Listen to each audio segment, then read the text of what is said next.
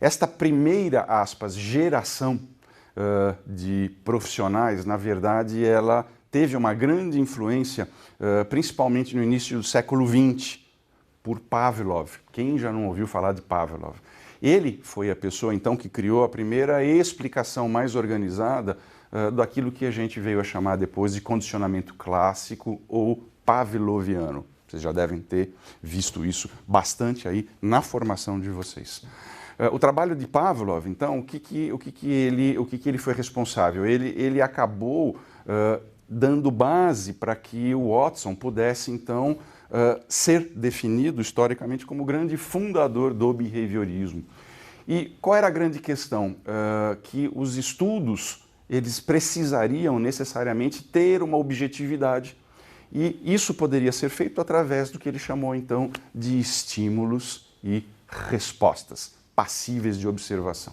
Obviamente que com a medida em que o tempo passou, nós começamos a ter, então, uma maneira, vamos chamar assim, um entendimento mais refinado, esse modelo de entendimento psicológico, né?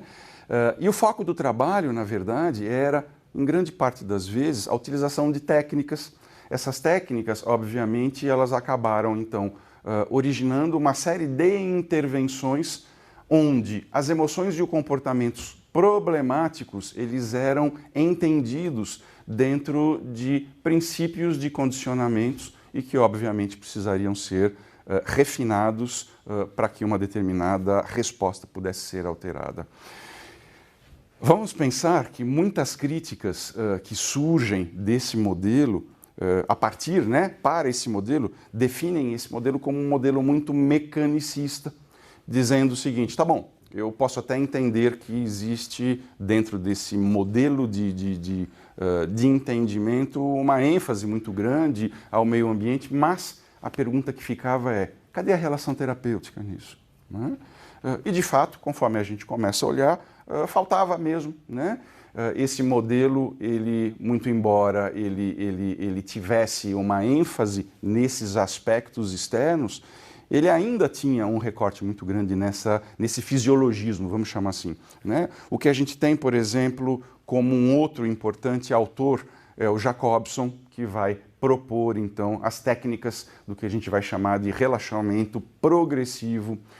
E, finalmente, a gente começa a ter o que vamos chamar aí da grande, aspas, terapia comportamental. Através de vários princípios, a gente começa a ter, então, a aplicabilidade numa série de fatores que tinham como elemento buscar o alívio ao sofrimento psicológico humano. Tá? Então, o que é importante a gente entender? Olha só, essa lâmina próxima que eu estou passando para vocês, ela é extremamente significativa, porque vamos olhar para ela. Olha que interessante, né? A gente tirou, então, dessa lâmina aquele eixo funcionalismo e estruturalismo, porque aquilo a gente vai deixar de lado por enquanto, porque não nos interessa para o propósito da aula. Mas o que acontece? Acontece que esses dois extremos, indivíduos teóricos que trabalham com o aspecto do determinismo psíquico versus os psicólogos americanos lá que vão trabalhar com o determinismo ambiental. Isso, na verdade, começa a se tornar polarizado demais. Bom, o que é isso, Cristiano? Sim, porque se você tivesse dentro de uma visão psicodinâmica alguém que começasse a olhar aspectos do meio ambiente, isso não seria bem visto. Da mesma maneira que se você tivesse do lado de lá, dentro dos aspectos determinantes do ambiente, indivíduos que enfatizassem ou propusessem a ideia de aspectos mentais superiores, não, isso não era legal. Então, o que acontece, né? Esse slide ele começa a mostrar para vocês que passam a existir pequenas revoluções dentro de cada segmento teórico. E isso é muito bacana, porque é exatamente vamos chamar assim, esse inconformismo que começa a surgir a partir, muitas vezes, de clínicos, né? Vamos lembrar que grande parte desses teóricos, eles eram acadêmicos. À medida em que o tempo passa, esse conteúdo ele segue para a clínica. E aí a gente começa a ver que certas limitações acontecem. Então, olha o que eu estou mostrando lá, né? Enquanto a gente fala do determinismo ambiental, vejam do lado direito aí desse slide. Eu coloco ali embaixo SR, que é aquilo que eu havia falado, estímulo-resposta. Esse seria, então, o princípio, o que a gente vai chamar de modelo não mediacional. Por que modelo não mediacional? Porque não existia um organismo entre esse S e o R. Tá? Como assim um organismo? Eles não consideravam a ideia de um indivíduo reagindo, pensando. Ele era condicionado pelo ambiente. Né? Ponto. O que a gente tem? A gente começa a ter, então, principalmente através do Bandura, Albert Bandura, aquilo que ele vai chamar de teoria da aprendizagem social. Social Learning Theory. O que ele vai dizer? Ele vai dizer o seguinte, olha que curioso, né?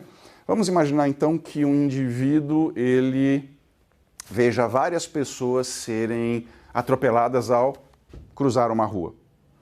Será que eu preciso, no fundo, ser atropelado para aprender que eu tenho que tomar cuidado?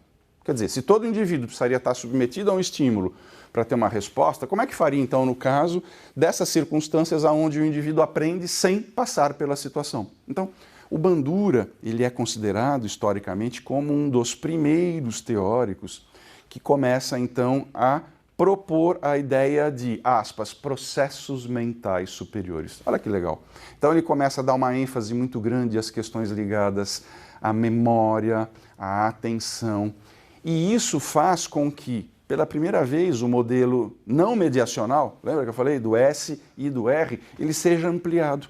Então, o Albert Bandura vai dizer, olha, existe um estímulo, claro, que nem a gente falou no modelo anterior, existe um organismo mediando e, obviamente, vai existir uma resposta. Ou seja, esse começo e esse fim, ele sofre a interferência daquilo que a gente vai chamar de processos mentais superiores.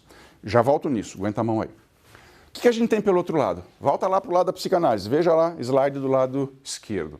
Nós temos alguns autores que começam a surgir e começam a dizer o seguinte, olha, talvez as coisas não sejam efetivamente só psíquicas. A gente deve também aprender a olhar que existe um meio ambiente que deixa também suas marcas. Olha que interessante, a gente tem aqui a Melanie Klein, que é uma pessoa que começa, uma profissional que já começa a enfatizar isso, mas eu gostaria de contar a história do John Bowlby.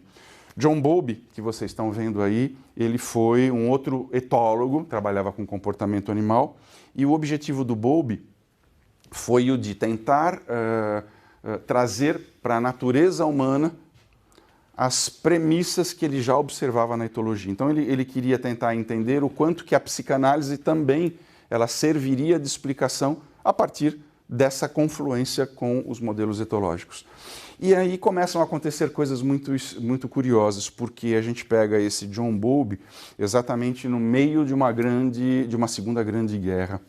E tem algumas histórias que são contadas que dizem o seguinte, o Bowlby ele era foi chamado algumas vezes para tentar orientar crianças que haviam sido separadas dos pais nas circunstâncias de guerra. Vamos lembrar que quando uma cidade ela é bombardeada, todo mundo tem aquela evacuação imediata, todo mundo tenta sair, muitas crianças se perdem dos pais, muitos pais falecem, e essas crianças que ficaram perdidas, conforme o tempo passava, elas eram recolhidas e colocadas em grandes berçários comunitários, enfim, dependendo da idade. E o que a literatura vai dizer? Isso é muito curioso. A literatura dizia que essas crianças, principalmente as pequenas, as recém-nascidas, elas foram colocadas em, imagine como se fossem estádios pequenos de futebol, né? Um futebol de quadras, né? E essas crianças eram colocadas e vários berços, imaginem ali, 500 berços, 600 berços, e eles utilizavam o que a psicanálise preconizava como o melhor da época em termos de saúde mental. Começou a acontecer uma coisa muito estranha. O que acontecia? Essas crianças que eram colocadas nesses ginásios, elas, conforme o tempo ia passando, elas começaram a falecer. E chamaram o Bowlby, mas, puxa vida, o que está acontecendo? Elas estão falecendo, tal, exceto, né, elas iam falecendo, exceto aquelas que ficavam mais próximas da porta. Como próximas da porta? Ele foi lá ver. Então, o que ele começou a perceber? Ele começou a perceber que essas crianças que ficavam perto da passagem eram aquelas que eram estimuladas pelas enfermeiras. Ah, que bonitinho esse daqui, está sorrindo. Olha, troca esse daqui que ele está está com xixi na fralda, o outro, olha, está com febre. E essa interação humana fez com que essas crianças, ao receber atenção, elas tivessem uma vida mais longeva nessas condições adversas do que aquelas outras que ficavam distantes. Então, essa observação fez com que o John Bowlby, na época, se não me engano, 1946, eu preciso checar essa data, ele era da Sociedade Psicanalítica de Londres e ele pronunciou a seguinte frase, abre aspas, a visão que a psicanálise tem de uma criança é a visão do ponto de vista de um adulto e não do que efetivamente acontece com a criança. Fecha aspas. O que aconteceu com ele? Isso resultou a expulsão da sociedade londrina psicanalítica da época, exatamente pelo fato dele não comungar com os mesmos princípios.